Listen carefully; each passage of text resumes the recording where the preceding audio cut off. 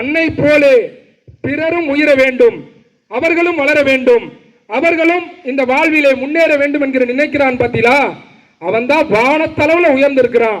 அப்படித்தான் இங்க இருக்கிறார் உங்களுடைய தலைமை ஆசிரியரும். நான் பெருமைக்காக கூறவில்லை, இவரிடம் படித்தவர்கள் 80 பேருக்கு மேல அரசு பணியில இருக்கிறார், பாடம் சொல்லி கொடுத்து அரசு பணியில இருக்கிறாங்க. தம்பி தங்கையிலே, ஒரு ஊர்ல ஒரு கழுதை, ஒரு ஊர்ல ஒரு கழுதை. அந்த கழுதை எப்ப பார்த்தாலும் கத்திக்கிட்டே இருக்குமா.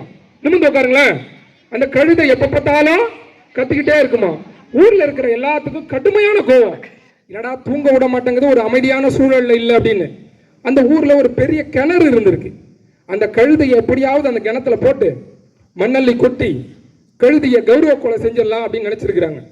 அது மாதிரியே ஊர் மக்கள் எல்லாம் சேர்ந்து அந்த கழுதியை கொண்டு போய் கிணத்துல போட்டாங்க. கொஞ்சம் கொஞ்சமா ஆளுக்கு முடிஞ்ச வரையும் மண்ணை போட்டுக்கிட்டே இருந்திருக்காங்க. அங்க போய் அந்த கழுதை அந்த சத்தம் போடுறத நிப்பாட்டவே இல்லை, தினமும் கத்துறது. அப்ப ஒவ்வொரு நாளும் கொஞ்சம் கொஞ்சமா இவங்க மண்ணு போட போட இன்னைக்கு செத்துரும், நாளைக்கு செத்துரும், இன்னைக்கு செத்துரும், நாளைக்கு செத்துரும், இன்னைக்கு செத்துரும், இன்னைக்கு செத்துரும், போயிட்டே இருக்கு. கழுதை என்ன தெரியுமா பண்ணிருக்கு, அவங்க போட்ட மண் எல்லாத்தையும் ஒவ்வொரு படிக்கல்ல ஆக்கி வீரியமா மேல வந்து நின்று வேகமா சத்தம் போட்டுருக்கு.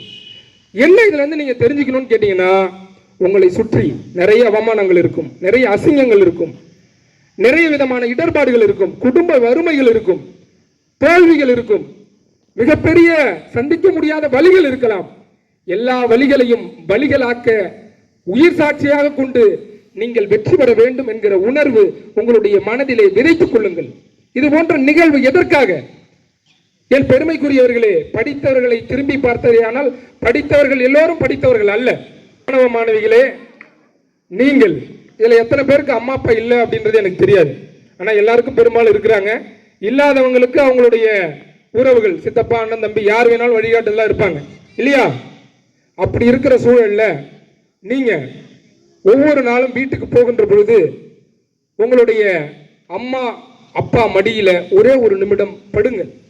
படுத்துட்டு அங்க ஒரு நாள் முழுக்க களை எடுக்கிறவங்களா இருக்கட்டும், கம்ப்யூட்டர்ல வேலை செய்யறவங்களா இருக்கட்டும், கவர்மெண்ட் உத்தியோகத்தில் இருக்கட்டும், எந்த வேலை வேணாலும் பார்க்கட்டும், அவங்க கையை எடுத்து உங்களுடைய கன்னத்துல ஒரு நிமிடம் வைங்க.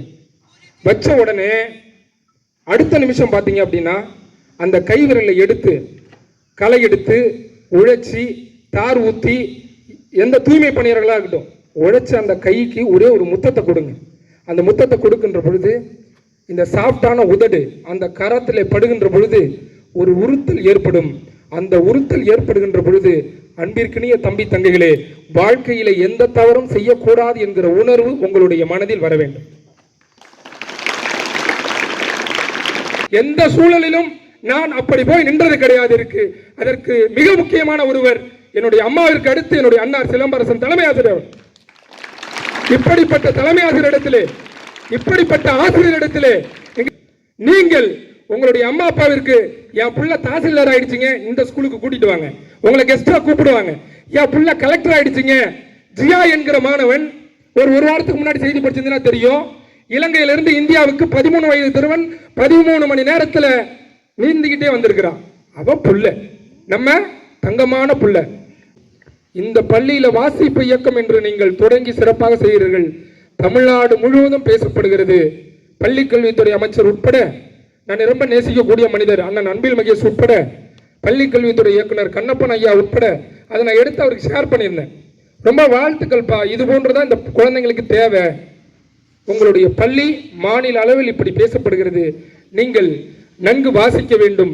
வாசிப்பு பழக்கம் ஒரு மனிதனை மிக முழுமையான ஒரு மனிதனாக உருவாக்குகிறது. இப்படியாக இருங்கள். படிக்கக்கூடிய படிப்பை ரசித்து படிங்க. இப்போ நீங்கள் ட்ரிகனாமெட்ரி இருக்கு இல்லைங்களா, ட்ரிகனாமெட்ரியில் சைன் தீட்டா, காஸ் தீட்டா, கொசிகன் தீட்டாலாம் இருக்கு இல்லையா, படிக்கிறத ஒரு ஷார்ட்கட் வச்சு எப்போதுமே படிங்க. சரியா?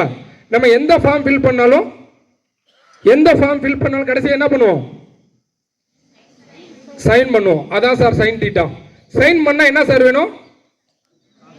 பேனா வேணும் சார். பேனா வாங்கணும்னா என்ன சார் வேணும் சார்? அதான் காசு தீட்டா. காசு இருந்தா போதுமா? பேனா எங்க போய் வாங்கிட்டு வரணும்? கடைக்கு நேரா போயிட்டு நேரா வர முடியுமா? வாய்ப்பே இல்லை. கொஞ்சம் டேன் பண்ணி போறோம். அதான் டேன் தீட்டா. வந்துட்டோம், கணக்கு போடுறோம் அல்லது எழுதுறோம். எழுதிட்டு என்ன பண்றோம்? சாப்பிட்டு தூங்குறோம். தூங்கும்போது என்ன கிடைக்குங்க சார்? அதான் கொசிக்கன் தீட்டா. கொசு கடிச்சா என்ன வருங்க? கொசு கடிச்சா என்ன வரும்? சீக்கு வரும். ஊர்ல சொல்லுவாங்கல்ல, சீக்கு வரும். சீக்கன் தீட்டா. சீக்கு வந்தா எங்க போவோம்? ஹாஸ்பிட்டல்ல டாக்டர்கிட்ட காட்ட போவோம். அதான் காட் தீட்டா. இந்த 6 தீட்டா உங்களுக்கு தெரிஞ்சிருந்தா ஒரு 32 வகையான ஃபார்முலாவை நீங்க